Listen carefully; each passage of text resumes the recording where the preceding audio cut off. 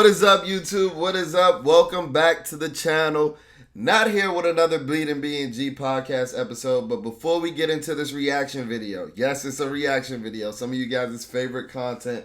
Before we get into our reaction video, speaking of our Bleeding B&G podcast episodes, if you haven't already, go back and check our last video that we uploaded on the channel, our last podcast episode. We titled it Flipping Birds, because that's what we do to the Atlanta Falcons every time we face them. Either it be in Landover, whether it be in Atlanta, we be stomping on them boys. We be A-Town stomping on them boys every time we play the Atlanta Falcons. And I know they're tired of playing us up here in Big Bad Washington. So go ahead and check out that podcast episode. And without further ado, here's our reaction video, guys. Some of you guys' favorite content, recapping another Washington win. As I mentioned in our podcast episode yesterday, I needed all 10 days to recoup from that Chicago Bears win. And I know you guys were really looking forward to a reaction video for that one. But, you know, with the schedule, it being on Thursday nights and me just being miserable from that ass whooping, I didn't have time. But I'm bringing positive vibes back. Thank God that we're returning to a Victory Monday. And yeah, let's get into this reaction video. So, you know, you come to Bleeding B&G for the most raw, unfiltered, and uncut analysis, and we're hoping to give you that today.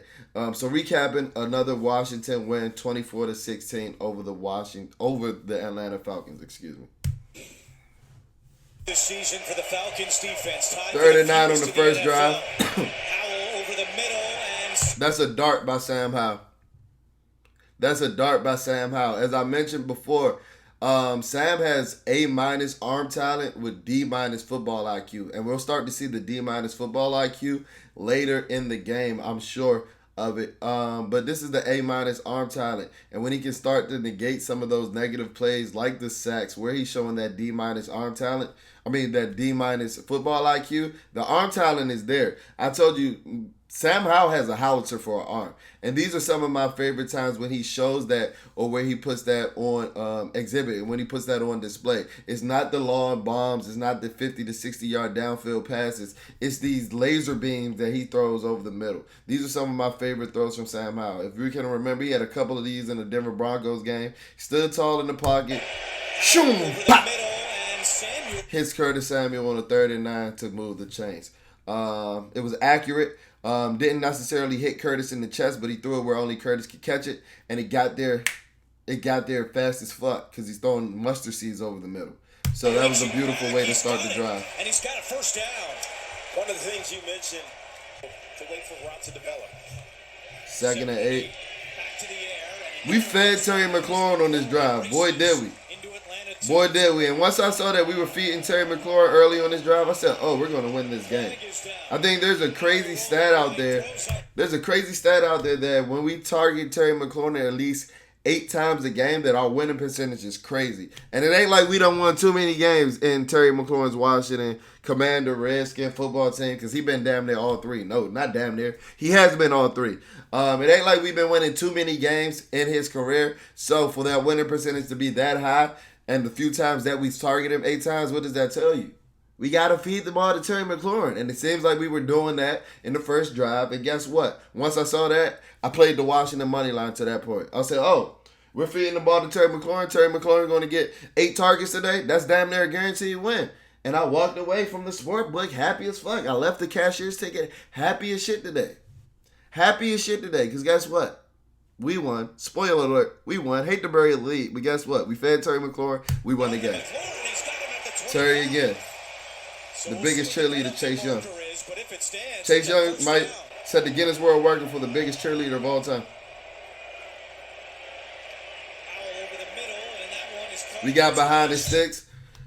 Sam took another sack, which, you know, that D- football IQ and things like that. But he also showed the A- arm talent, throwing another mustard seed in between the numbers. I told you, these are my favorite Sam Howell throws, when he's throwing them in between the numbers and he's throwing these damn missiles where it's impossible for these intermediate defenders to get there. So we stalled out on our first drive, had to kick a field goal, but points is points. 3-0 lead. Defense is out. Leaving the middle wide open. And after the first drive, I thought Kyle Pitts was gonna have a fucking career day on us. Yeah, I got rid of our cable. And you'll see after the first drive, Kyle Pitts went straight Travis Kelce.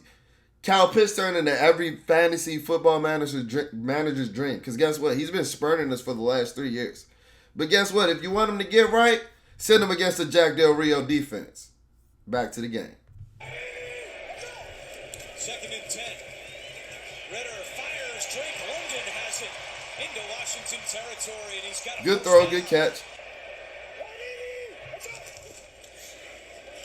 Not sure if I like the coverage. He's got a wide open Matt How is this guy ended up this wide open though? Like, what coverage is this in the NFL? It wasn't too much disguise. It wasn't. He's coming. He's like a quasi flanked out tight end, but he's pretty far away from the tackle. So this might have been what threw us off. But guess what? Somebody still has this assignment, whether it be a man. If that's man, that looks more like Jamin Davis's assignment. If it was in zone, like cover 2, Kendall Fuller should be in the flats.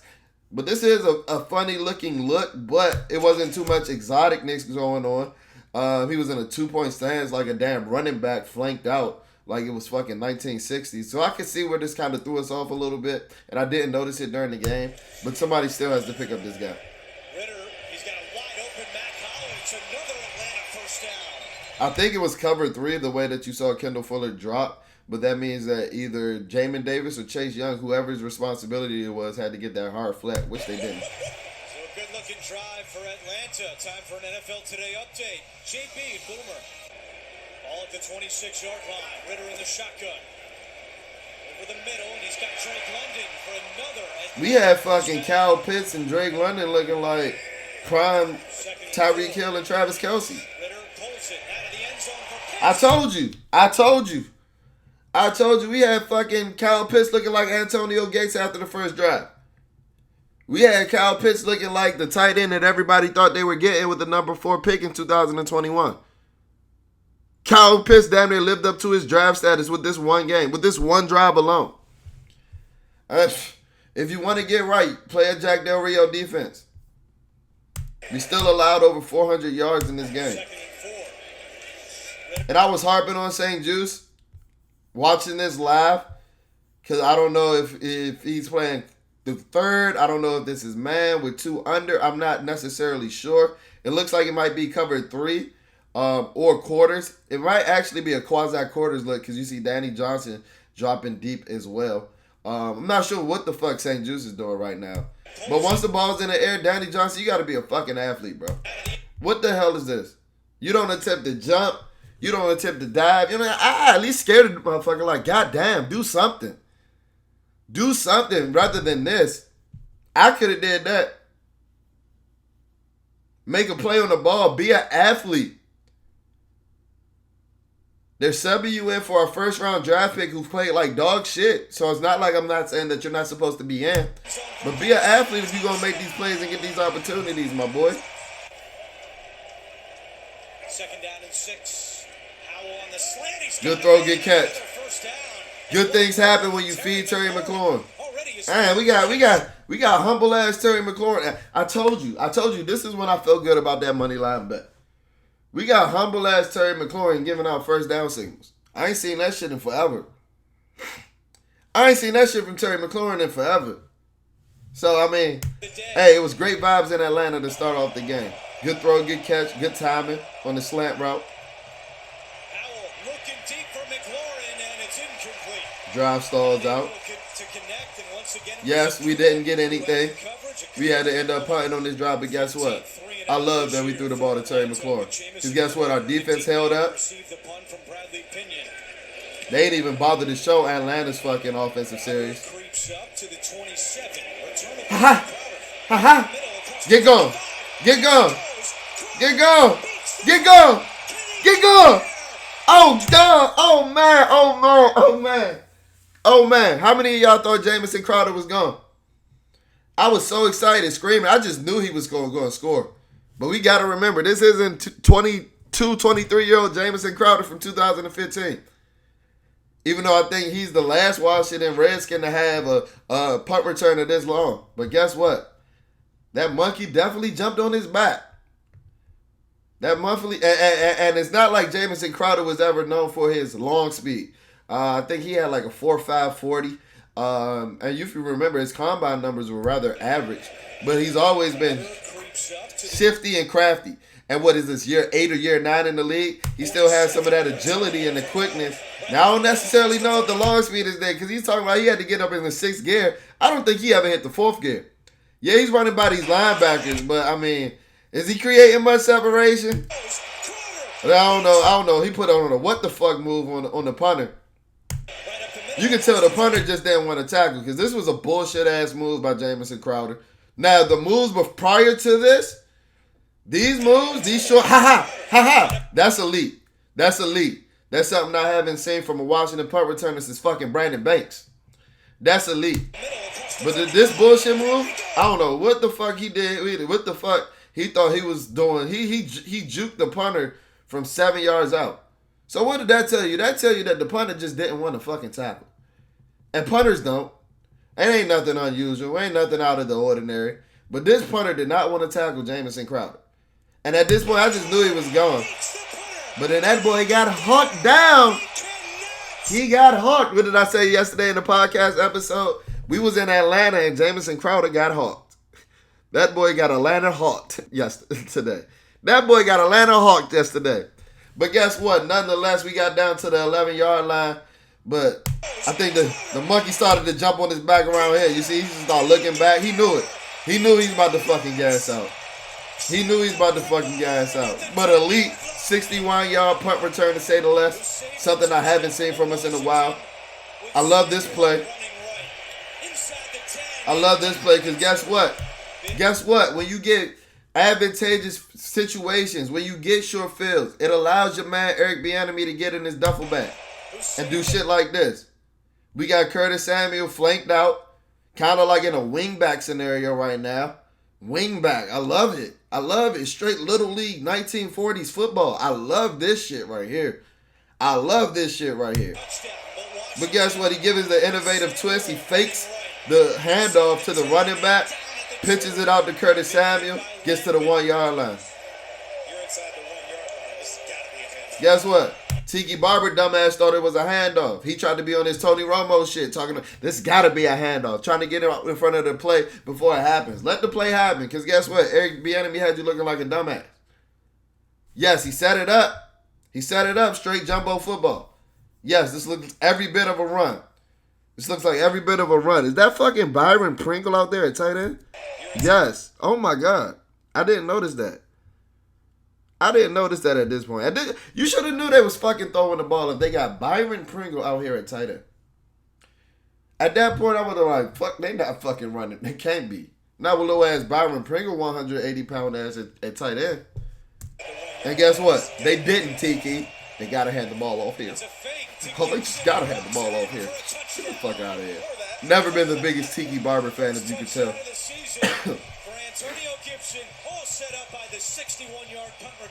Good throw, good catch, good touchdown. Defense back out.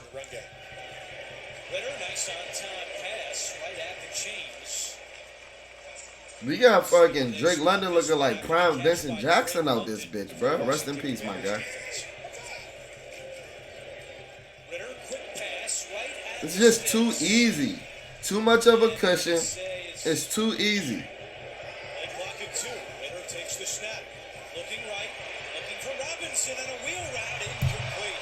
Hey, thank God. Thank God Desmond Ridder is some shit. Thank God Desmond Ridder is some shit, because that happened a lot yesterday. That happened way too many times yesterday. And good quarterbacks are going to take advantage of that. Thank God there aren't too many great quarterbacks in the NFL. But Desmond Ridder is some shit. Desmond Ridder is not that guy, pal. Because even a decent quarterback's making that throw. Jamin Davis was beat. And you know, we presidents of the Jamin Davis fan club. And he definitely balled out. And he balled out before this play. They didn't show anything, but he was a heat-seeking missile on the first 2 defensive drives. And I think that's what Arthur Smith saw, kind of took some advantage of his aggressiveness. He got out-leveraged in man coverage against Bijan Robinson, which isn't, anything to scoff at. Bijan Robinson is a fucking freakazoid of an athlete. But guess what? If this was a better ball. But if any other quarterback in the NFL throws this pass, this might be a completion. Thank God that Desmond Ridder is one of the worst throwing quarterbacks in the NFL. And he's going to continue to show that throughout this game. Wheel route incomplete. Racing back into coverage was Jamin Davis. Ritter, and it's incomplete. That's a good play, Cam. That's a hell of a play, Cam Curl. That's a hell of a play. Cam Curl erased 2 routes right there. Cam Curl erased 2 routes right there. That's just knowing the situation and knowing the sticks. 4th and 3. You see, he's going to out-leverage Drake London to take away any quick outs. Then he's going to pass that off, come down on Bijan, and make a play on the ball. That's a fucking play. That's a fucking play. And I know I've been harsh on Cam Curl because he can't seem to catch a fucking ball to save his life. But that's the type of play that makes me want to pay him top 10 safety in the NFL money. That's a fucking grown-ass man play. That's something that these casual fans don't pick up on. But, you know, we got the magnifying glass out here over in B&G. Good run. Take some, you little ass boy. Take some, you little ass boy. Now, Brian Robinson's yards per carry numbers aren't crazy on the year. And I think even yesterday, he had a 3.1 yard per carry. But guess what? He going to make these motherfuckers feel it every time. He going to make these motherfuckers feel it every time. You little ass boy. I told you they wasn't hitting the weight room in Philly enough. Well, guess what? I guess the weight room was closed in Atlanta last week. Because guess what? Even my quarterback getting first downs on these little ass boys. I love Eric Bieniemy sticking with the run. We got Antonio Gibson running up people's backs and still getting 7 yards. I told you the weight room was fucking closed in Atlanta. We got Antonio Gibson running up niggas' asses, pause, and he's still getting 8 yards. The weight room was fucking closed. Look at this bullshit block by Logan Thomas.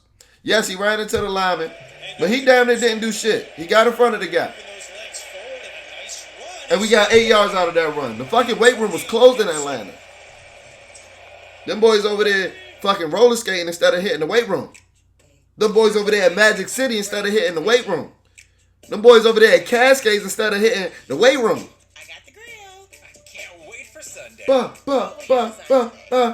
Break that on down. Come on, bruh. Come on, bro. He broke this weak ass niggas down, bro. I'm sorry. I'm a little hype. I told you it was 10 days of misery with that Chicago Bears game. 10 days of misery. So I'm just talking myself out of my misery. I apologize, Atlanta Falcons fans, but y'all suck. Y'all suck. Battle under center on 1st and 10. Back to the air. He's got McLaurin. That's a good ball. That's a good ball. That's a good ball. Rolling out right. Throwing to left. Stopping your receiver so that the cornerback doesn't come all the way down and break that ball up. And guess what? You feeding Terry McLaurin. I love to see it. That's my quarterback. And when you guys criticize him, it's really unfair. It's really unfair because when he does shit like that, that makes me think he's going to be the quarterback of the future.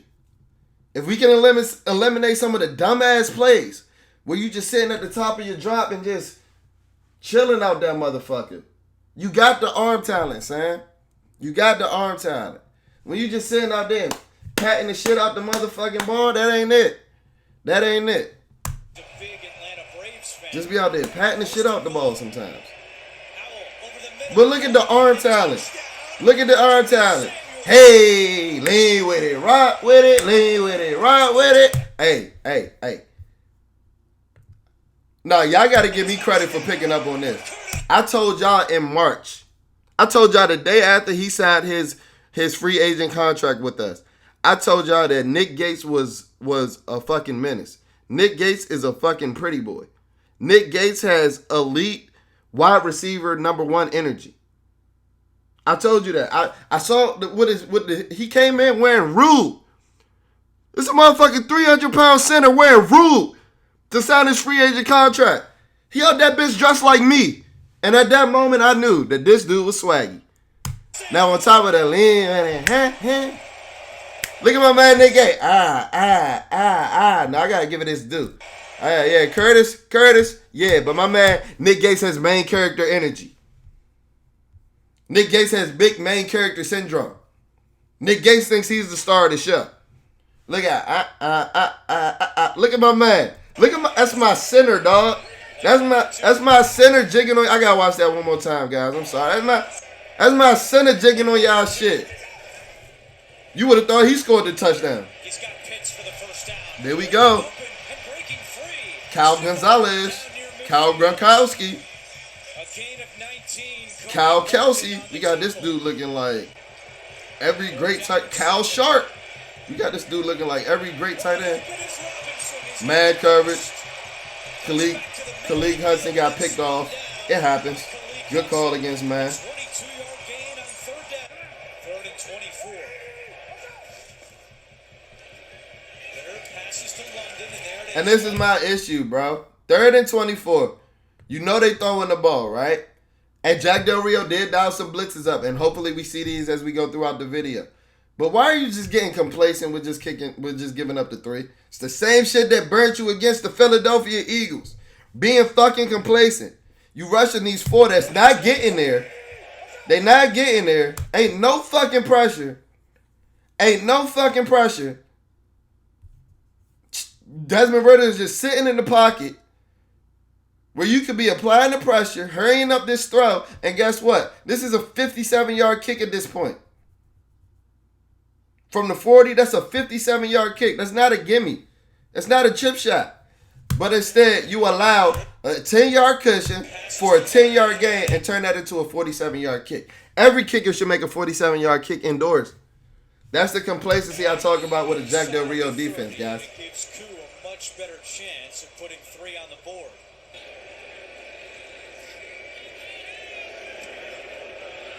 Koo's kick. And guess what? Did that shit look like it would have been good from 57? That shit wanted to go left so fucking bad. They call me an armchair coach, though. I think we know what we talking about over here in Bleeding B&G, guys. Second down and 10.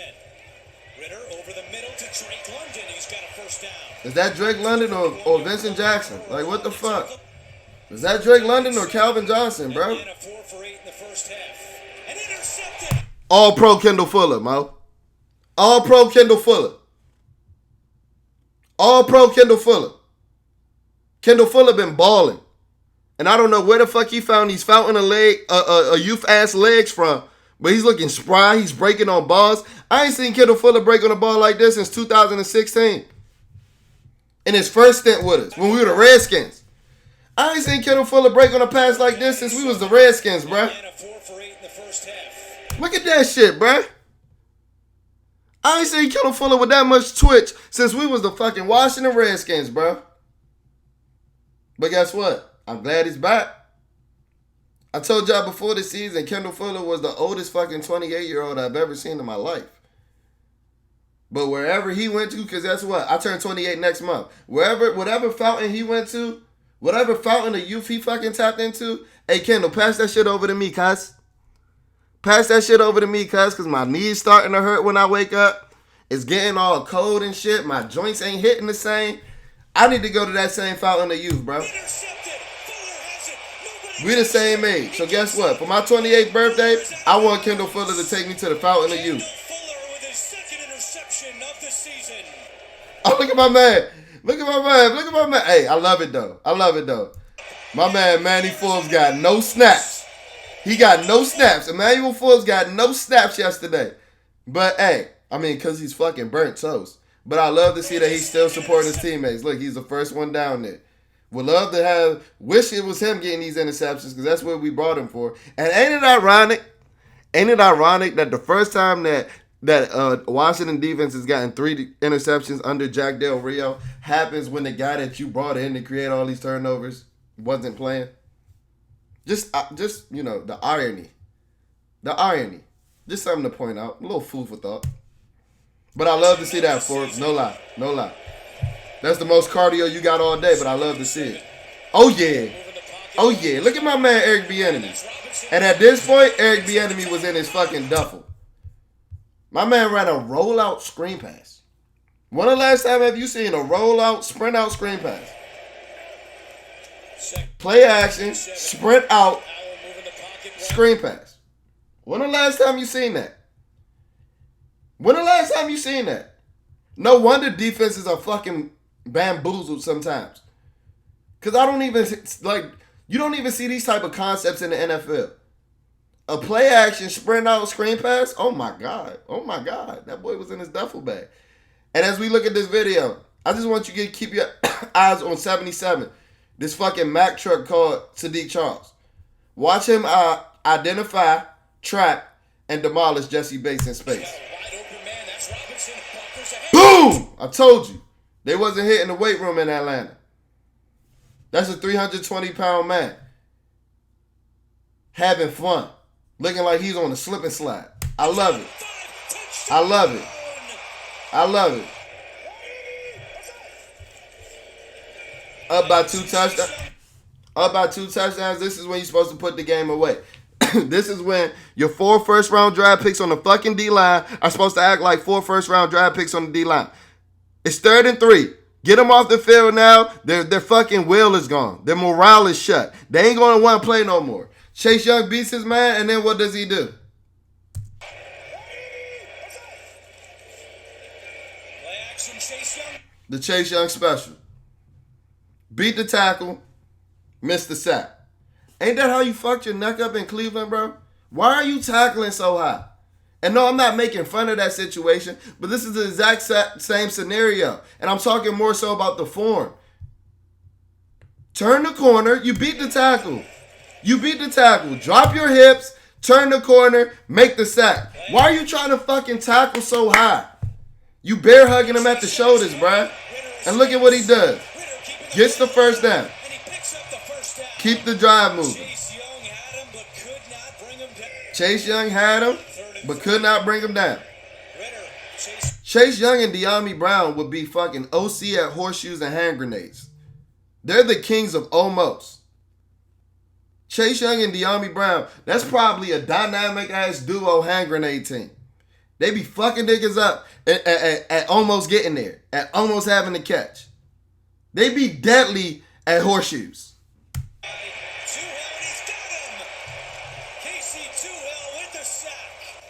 Because I can see the growth, and Ron Rivera talked to us about the growth of Howell as well as Rodriguez. Good run, C-Rod. Good run. And you know this is what Ron wants to do. 2-to-1 ratio up by 14 points. 2-to-1 ratio. Archaic ass run. You know that's what he wants to do. But you can't have shit like that. Remember what I told y'all earlier in the vid? I said Sam be getting to the top of his drop and just be fucking sitting there. It's 3rd and 8, bro. What are you doing? Get rid of the ball. It ain't there. Sprint out, get outside of the pocket, and throw the ball. And he be losing track of defenders in the pocket too. It's kind of crazy. I told you, A- arm talent with D- football IQ. The Atlanta Falcons had 5 sacks on the year going into the game yesterday. They had 5 sacks in the game yesterday. Where are these fucking first round draft picks on the D-line that y'all love telling me about? This is where they're supposed to dominate. Up 14 in the second half. They're supposed to be pinning their ears back. And guess what? They not doing it. Ed Reed voice. Joaquin said dominate. And they not doing it. If you know, you know. Real football heads know that reference right there. In motion again. Ritter over the middle. Nice catch by Smith. Touchdown at the 35 by Curl. Looking like a fucking stroll in the park. First play of the fourth quarter. Robinson is stacked up. I ain't gonna lie. That's the best play I seen Will Barton make in 6 games. My man John Allen ain't had a fucking pressure all day. Something's wrong with John Allen. I think it has to do with that plantar fasciitis. But, hey, I love it. Get hyped for your teammates. I love it. 4th and 4. They're going for it. Ritter, quick pass. First down to Hollins. 4th and 4. 4th and 4. Okay. Why are we manned up, pressed up here, and off here? And I know you might be drilling. It's a bunch of things like that. I get that. We can play off. Why are we 37 yards off on 4th and 4? Bunch or not, stagger or not, you shouldn't be 37 yards off. Ritter, quick pass, first down to Hollins. So Arthur Smith took a gamble on fourth down in the first half, and it backfired. This time, the Falcons are able to move the sticks. This is such... From the 3. Ritter, play action. He's got a wide open man. Smith. Too easy. But he's got it. Too easy. You know how wide open you got to be to juggle the ball and still score a touchdown? In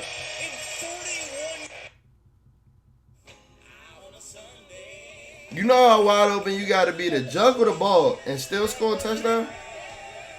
You got to be pretty fucking open for that to happen. And now we're letting them back in the game because my defensive line isn't being, isn't holding up to that first round pedigree that all of them had. But here they are. We on the 1 yard line. I forgot the penalty that, pass interference on St. Jude's brought us back to the 1 yard line. And John Allen, I know I just called you out, but this is a play. Sheds the block, stops the guy, and Khalid Hudson comes downhill. That's a grown ass man play. That's a grown ass man play. Watch John Allen. Shed the block, stop him, and Khalid Hudson comes to meet me at the ball carrier on the 1. Let's go. Khalid Hudson making the tackle. Owls only thrown one pass this half. One score game. Second pass complete to McLaurin. Gets away from Richie Grant. McLaurin breaking free and pushed out of bounds by Terry McLaurin in the open field. That's a scary sight. 10:25 to go. Falcons get the football back. A flag is down. Free play for Ritter. Going to take a shot for London. And London fighting. I told y'all we got bro looking like prime Calvin Johnson, prime Megatron. Prime Megatron. Now a lot of you guys was like, oh, Benjamin St. Juice had the ball. Guys, yes, he did. But guess what? We know, and let's take off our burgundy tinted lenses. We know that the tie's always going to go to the receiver. The tie's always going to go to the receiver. And the objective is to put yourself in a position where it doesn't have to be a tie. Out leverage him where you're able to make a play on the ball and he can't. Yeah, you're 6'3". He's 6'5". He's a little taller than you. And you just got dunked on. You just got dunked on. That was like what Terry did to Stephon Gilmore last year. You got dunked on, bro. It happens.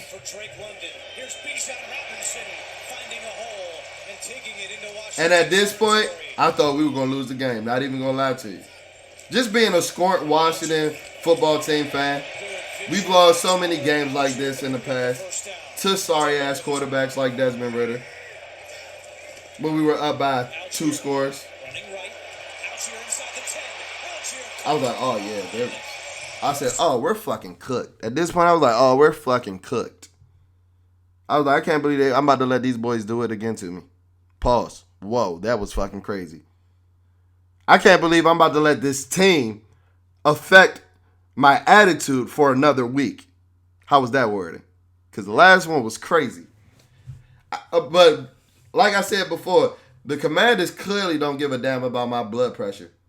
They clearly don't. That shit spikes every Saturday at around 3:50, at around 3:30. At around 3:30, the beginning of the fourth quarter, my blood pressure is just 3:30 every Sunday.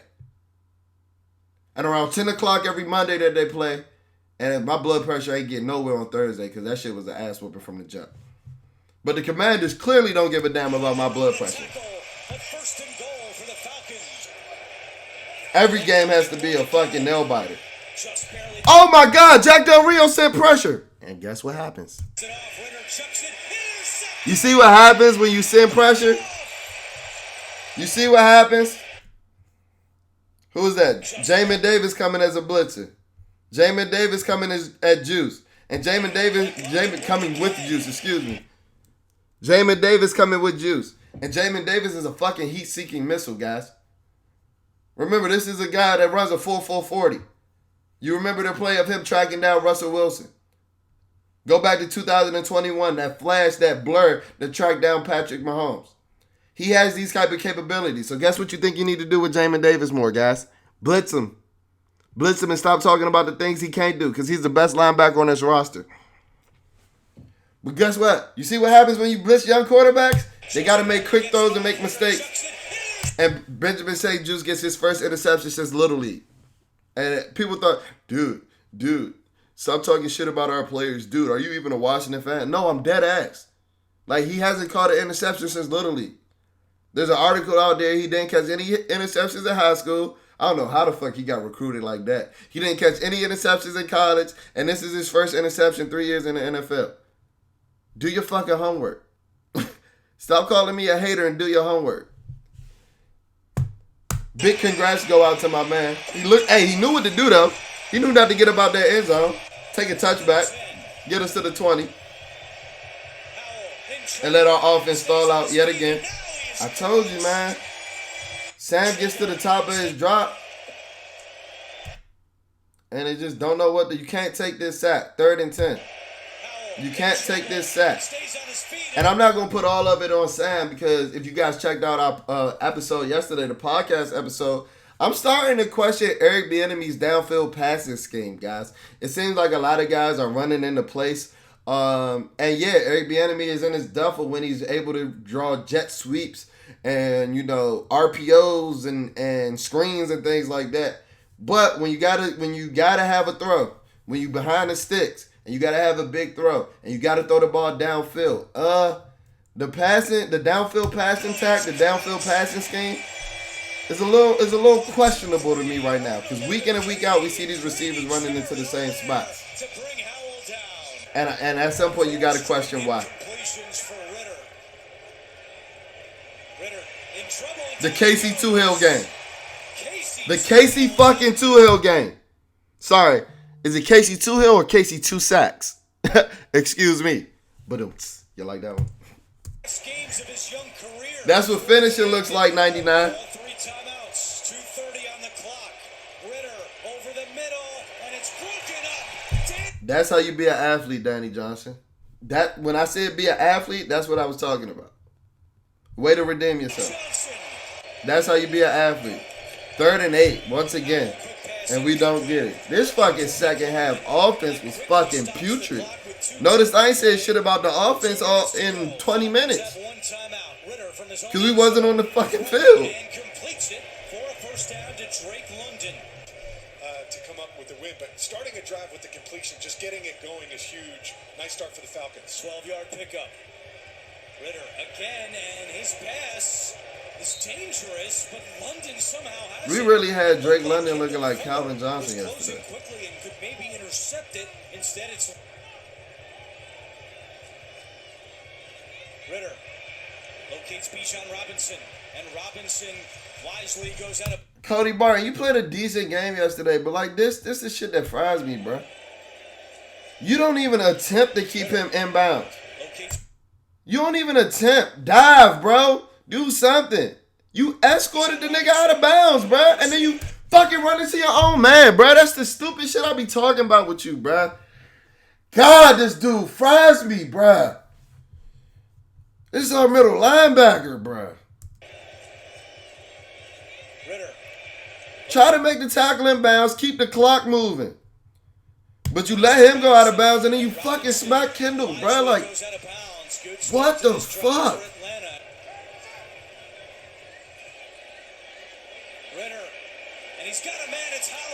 And at this point, I just knew they was going to win the game. No. I thought they were going to get the touchdown. And not get the 2-point conversion. That would have been such a fucking Washington way to win. But then, my boy, president of his fan club, Jamin Davis, called fucking game. My boy called fucking game.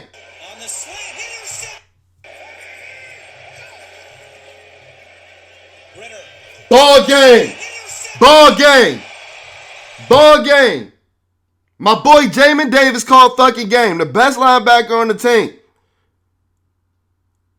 You want to be harsh on him, Jack Del Rio, but want to talk about how Cody Barton's playing A-OK. Cody Barton just smacked the shit out of Kendall Fuller. This is the best linebacker on the team. He's a freak athlete, and these are some of the plays that he can make. One-on-one against Bijan Robinson. Split out wide. He looked like a fucking cornerback making that play. Undercutting the slant route and ending the fucking game. Jamin Davis is putting together quite a season. It's unheralded. Nobody's talking about it. But, we've been on it since last year. He's actually been improving since the 2020, since his rookie year. We got him for playing middle linebacker, which he never should have fucking played. And he's been balling ever since. Yeah, he has some lapses. Yeah, he gets beat every now and then. But these are the type of plays that he can make. Being, what is he, like 6'4", 230 pounds, running a 4.4, freak athlete.